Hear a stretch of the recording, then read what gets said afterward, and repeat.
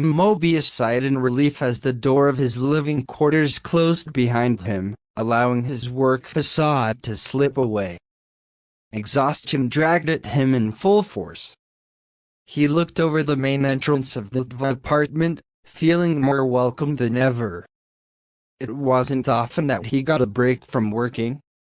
He briefly considered cooking himself up a meal, but decided against it. He was much too tired to be bothered with such a thing. He'd grab something before he got to work when he would be inevitably awoken for one reason or another. The couch creaked under his weight as he sat down.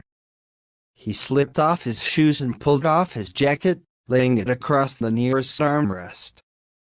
He set his baton on the corner table. He'd nearly pruned himself once, in the beginning of his time as an agent, falling asleep with the thing hanging on his belt. That had been a horrifying thing to wake up to, and so, he'd learned his lesson. He flinched when the television turned itself on, missed minutes appearing.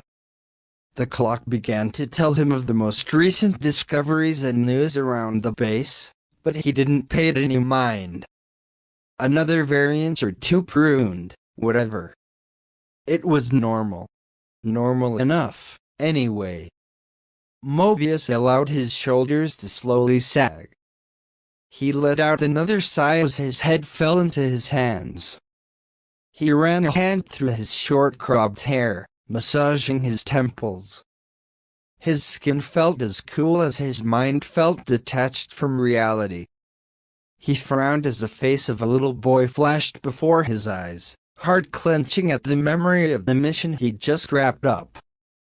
He knew the variant had yet to do wrong, that he would become one of the universe's most dangerous foes if not taken care of. But he had only been a child. He hated having to prune anyone, but children in particular weaved their way into him, making him regret his part in protecting the sacred timeline. Not that the timekeepers cared. He had a duty to fulfill, regardless of his wishes. Which was why he never took any short break for granted. He'd long since learned to enjoy every spare moment, every wink of sleep he could get. It wasn't often he could take a moment to sit back and breathe.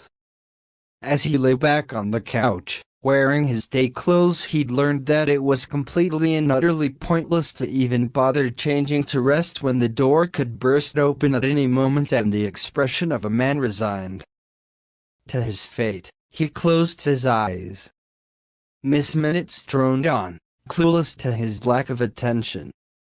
Or careless, perhaps. Either way, he didn't listen to a word spoken from the clock. To him, it was background music. One constant he could rely on, one thing that would always be the same.